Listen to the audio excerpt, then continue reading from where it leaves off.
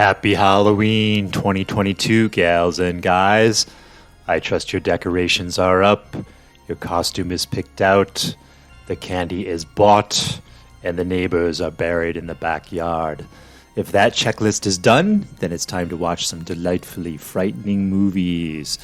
There are so many movies on these free streaming services out there on the frightening internet. I use frightening twice. And on all those free streaming services, some movies are classified as horror. And out of all those movies, there's only a small percentage that is any damn good. Last year, I made sure to spotlight just the Halloween movies I liked. I went through a lot of the movies. This year, I'm just picking 5 spooky films from each site based on their Rotten Tomatoes and IMDb score, as well as the trailer. From there, I'm sitting through the film if I think it sucks or not and give you my final opinion. These are only my opinions. The links to all the Halloween movies I cover in these videos you can find down in the description and are free to stream. You could let me know if my opinion is way off base or if you agree or somewhere in the middle down in the comments. In this edition of My Media Helpers Entertainment Online Halloween Movie Special, we're going to focus on the streaming service Pluto. I actually do believe I picked 5 free streaming films that are very entertaining. I enjoyed all of them, believe it or not. That's not going to be true with every streaming site, unfortunately. I've watched some stinkers, but those will be spotlighted as the week continues. For now, let us focus on the bloody goodness Pluto has to offer. Now, in this particular case, these movies aren't necessarily Academy Award-winning films by any stretch of the imagination, but they're well acted and the stories are pretty good and they keep you interested. So, let's get into it, shall we?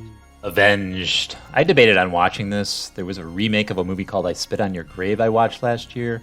I'm sure a lot of people watching this have heard of it. It was a good movie, yet a very disturbing movie that involves a very graphic and violent rape scene. It made the ending of that film very satisfying, as the rape victim gave a very fitting conclusion to her rapist with some wonderful and gruesome killings. Watching the trailer to Avenged, it seemed like it was going down the same path as I Spit on Your Grave. Not a big fan of watching someone being beaten and raped, even if it's pretend. I had to turn off the sequel to I Spit on Your Grave a few minutes into it, as that was even more disturbing. Avenged, also known as Savaged, is a 2013 Redsploitation film directed by Michael S. Ojeda. The film premiered on October 15th of 2013 and stars Amanda Adrian as a young woman who seeks revenge on her rapist. The Redsploitation is said to be a genre concerning Native American characters. I never heard of that before.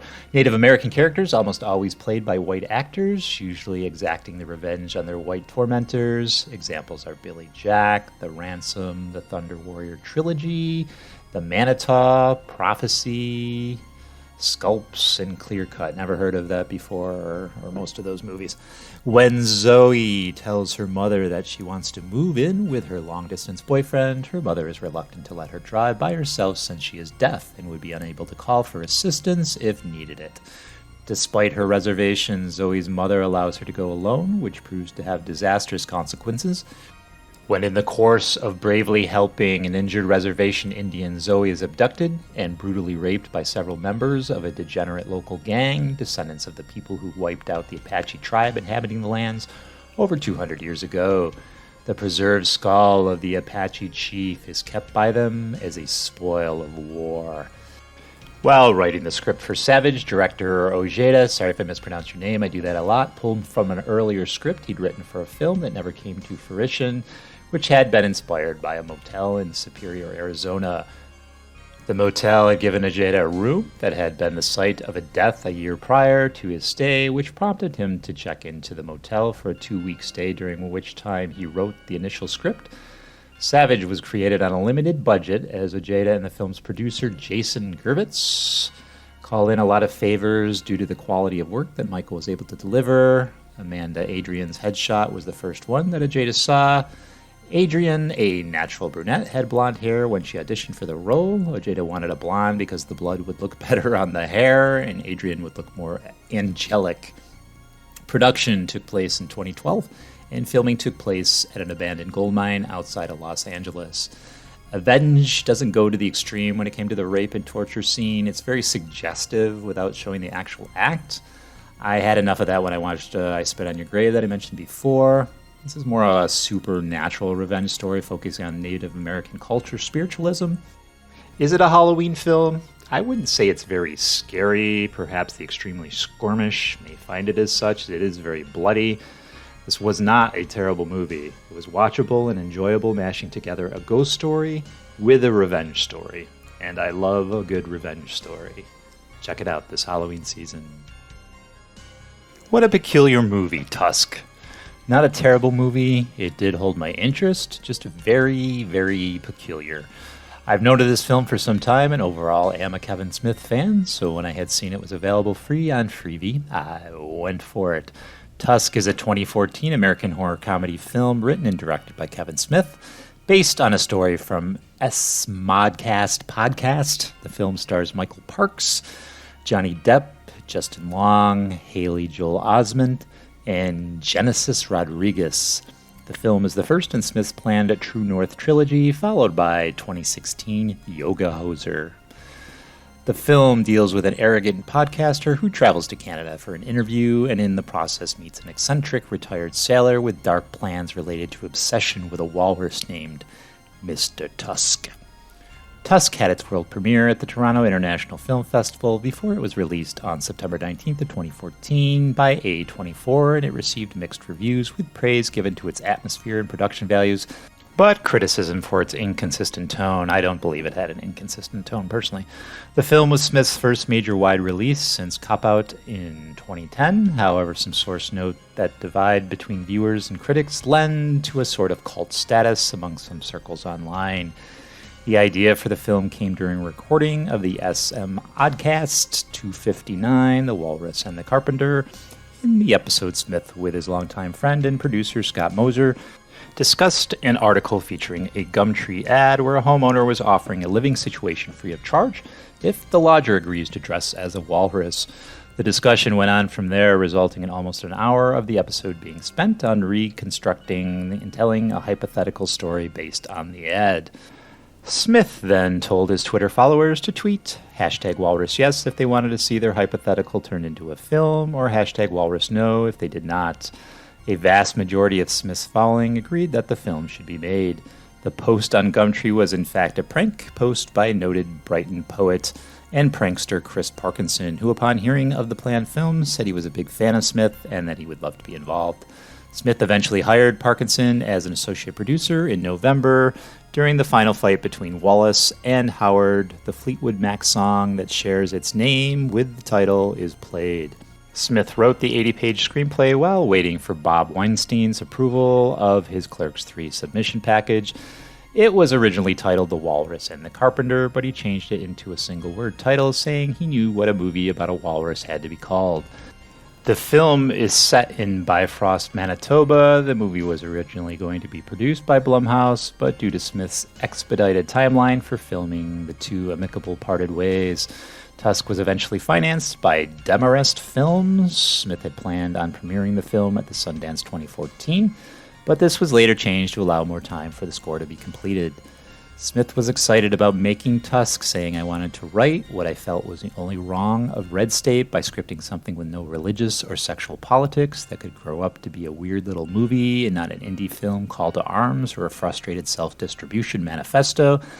I just wanted to showcase Michael Parks in a fucked up story where he could recite some Lewis Carroll and the rhyme of Ancient Mariner to some poor motherfucker sewn into a realistic walrus costume." Unlike Smith's previous film Red State, Tusk had a conventional theater release with distribution handled by A24.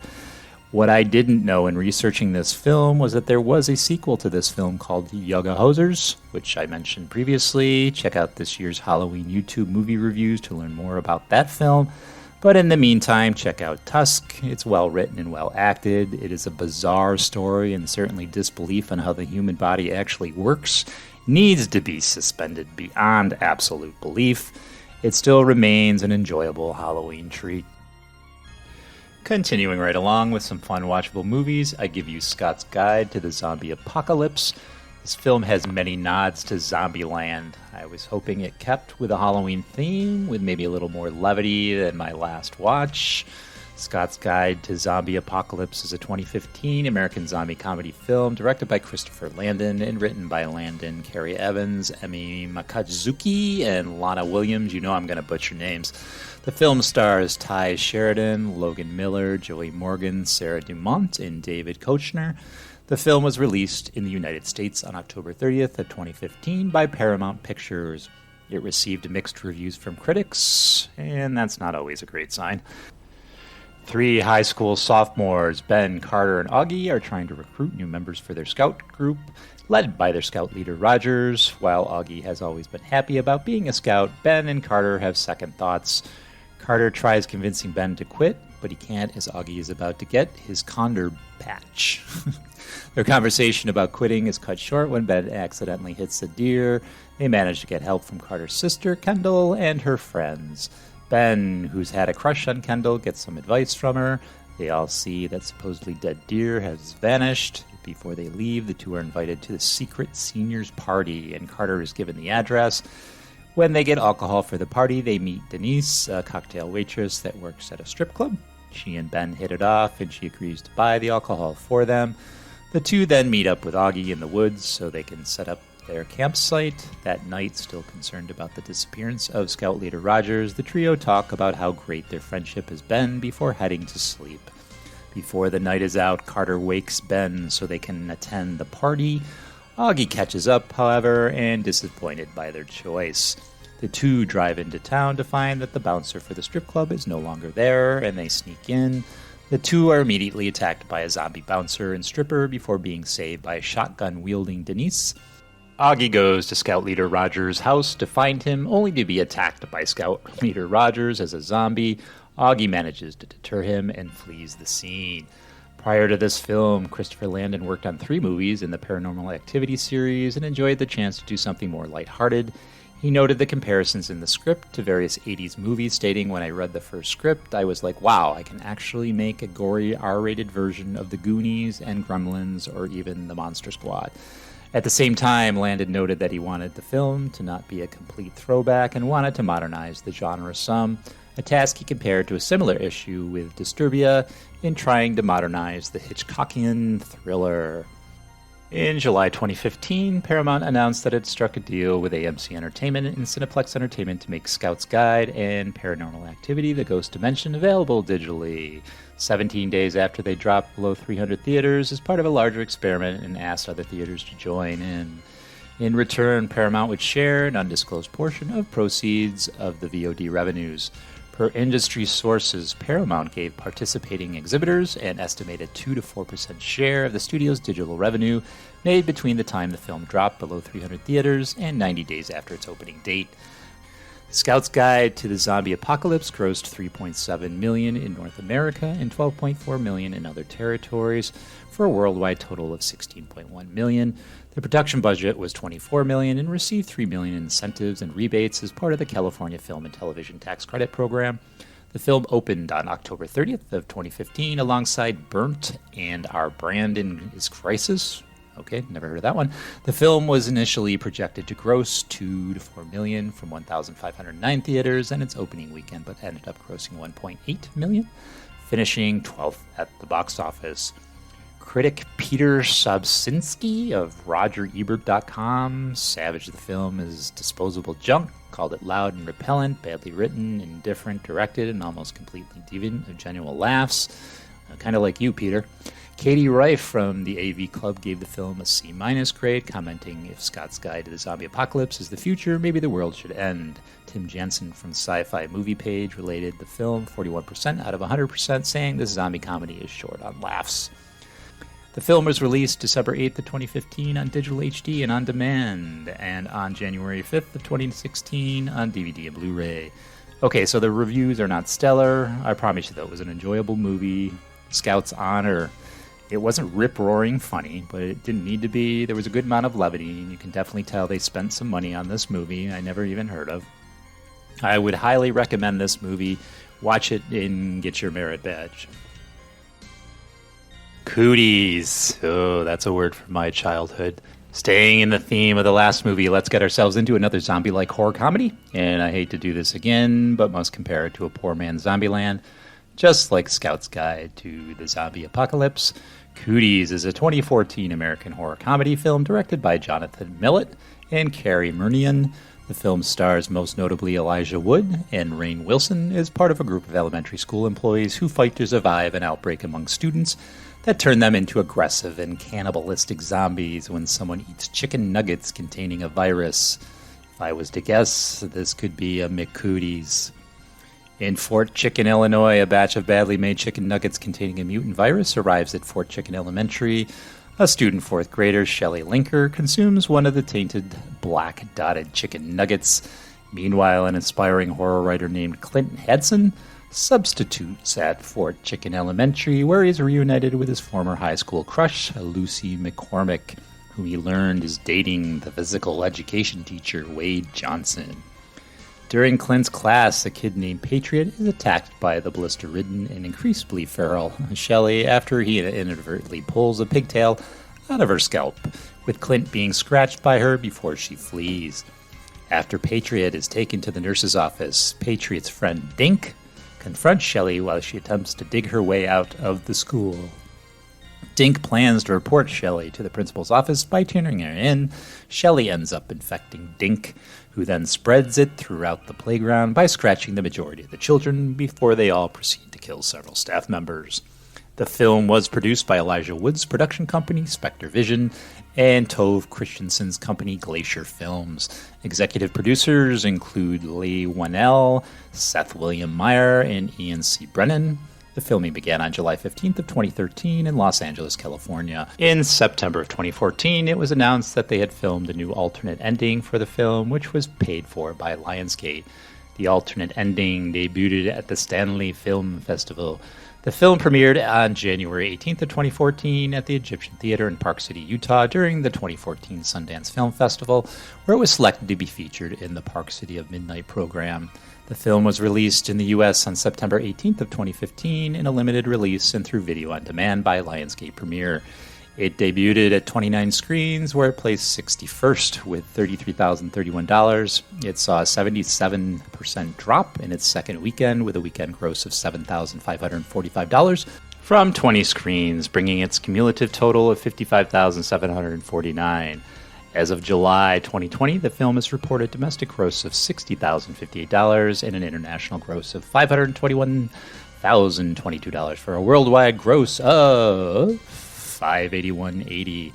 I know this movie isn't very old, but I'm curious if it could be made today or what kind of outrage it may have generated in 2014, if any. We now live in an unsuperior age of cancel culture and political correctness beyond all reason.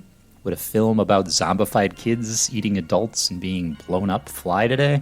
We've really turned into a society of whining pussies. If you're not offended by every damn thing you watch and realize movies aren't real and an escape, then definitely watch this movie. And if you are easily offended, what the hell are you doing watching horror movies in the first place?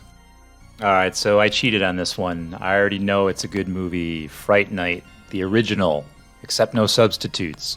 I've seen this about a dozen times over the years. I know I liked it. I wanted to share it with people, perhaps, who have never heard of this picture or are on the fence about watching the original, not that remake. Plus, I wanted to see if it still held up after a couple decades. Fright Night is a 1985 American horror film written and directed by Tom Holland in his directorial debut and produced by Herb Jaffe. It stars Chris Sarandon, William Ragsdale, Rodney McDowell, Amanda Bierce, Jonathan Stark, Dorothy Fielding, Stephen Jeffries, and Art Evans. The film follows young Charley Brewster, who discovers that his next-door neighbor, Jerry Dandrige, is a vampire. When no one believes him, Charley decides to get Peter Vincent, a TV show host who acted in films as a vampire hunter, to stop Jerry's killing spree. The film was released on August 2nd of 1985 and grossed $24.9 million at the box office. Since its release, it has received positive reviews from critics and has become a cult classic. Fright Night was followed by a sequel, Fright Night Part 2, which wasn't very good that I recall, in 1988, and a remake in 2011, which wasn't really good. Which was in turn followed by Fright Night 2, which I never even bothered seeing, titled New Blood in 2013. In October of 2020, Tom Holland confirmed that he was writing a direct sequel to the original film titled Fright Night, resurrection that would bring back characters from the original film and would ignore the 1988 sequel, but at this point that film has never seen the light of day, or maybe not even the light of night for that matter. While writing the script for Cloak and Dagger, Tom Holland amused himself when he conceived the idea of a horror movie fan becoming convinced that his next-door neighbor was a vampire. But he did not initially think this premise was enough to sustain a story. What's he gonna do? Holland asked, because everybody's gonna think he's mad. The story percolated in his mind for a year, and finally one day, while discussing it with John Byers, then the head of story department at Columbia Pictures, he finally figured out what the boy would do. Of course, he's gonna go to Vincent Price. In that era, many local TV stations in the United States had horror hosts, such as Zachary Shawguli, and of course we already talked about Elvira. So Holland decided it would be natural for the boy to seek aid from a local host. The minute I had Peter Vincent, I had the story. Charley Brewster was the engine, but Peter Vincent was the heart. Once he'd conceived that character, Holland knocked out the first draft of the script in 3 weeks. And I was laughing the entire time, he said, literally on the floor, kicking my feet in the air in hysterics.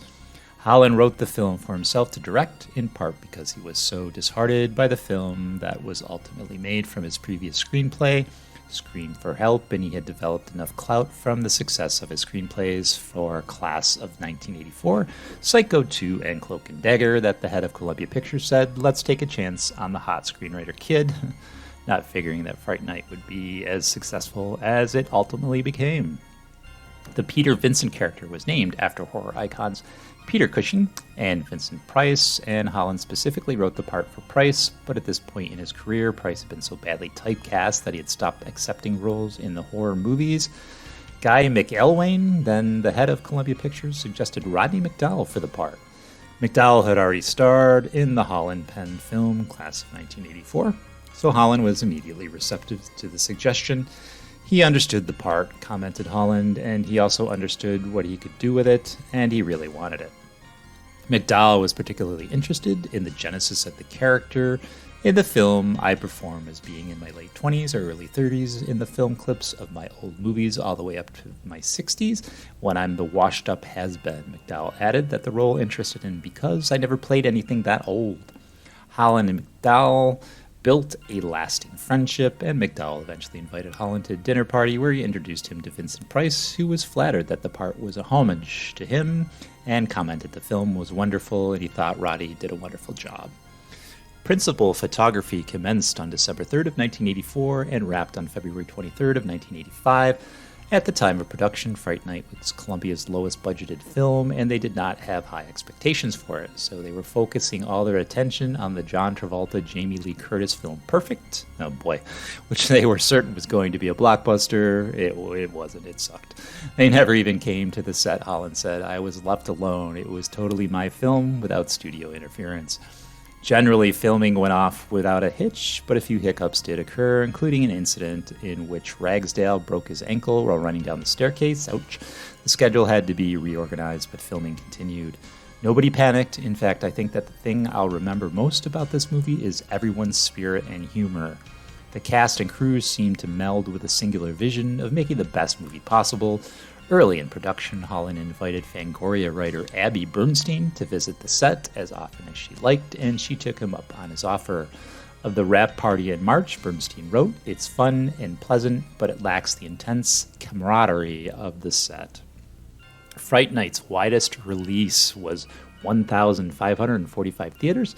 The film made $6,118,543 on opening weekend. Not too bad. Domestic gross came to $24,922,237. It performed the best of any horror film released during the summer of 1985 and was the second highest grossing horror film in 1985, surpassed only by A Nightmare on Elm Street 2, Freddy's Revenge.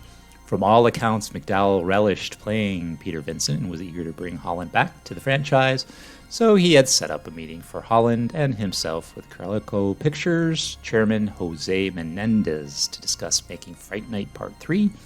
Unfortunately, before that meeting could occur, Menendez and his wife were infamously murdered by their sons Lyle and Eric. Now, I never put that connection together. I knew of the murders. Of course, I know of the film. I never knew they had a relation.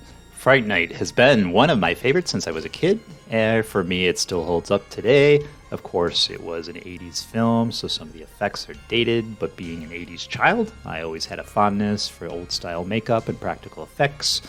I'm not sure if this generation would appreciate it as much as us old folks. I do very much recommend this film for your Halloween season. So that's it for Pluto TV for this Halloween season, and if you want to see what else they have available, all I do is bring up the site and I go to On Demand, and then I scroll down, and you should see a category called Horror as we move down, and it's coming. You wait for it. There it is right there. So then I just scroll over and I hit View All, and then we have oodles and oodles of free streaming films for your entertainment. I tried to pick 5 that looked interesting and that would possibly be good for you to view, and this time out I was lucky enough to get 5 that I really enjoyed. So I hope you check those out this Halloween season, and I'll probably see you in 2023. By then I'll forget how much work it was to put these together, and for some reason I'll do it again. All right, gals and guys, I appreciate you as always, and I'll catch you tomorrow, and I think Freebies tomorrow. I'm not sure. We'll see. Bye-bye.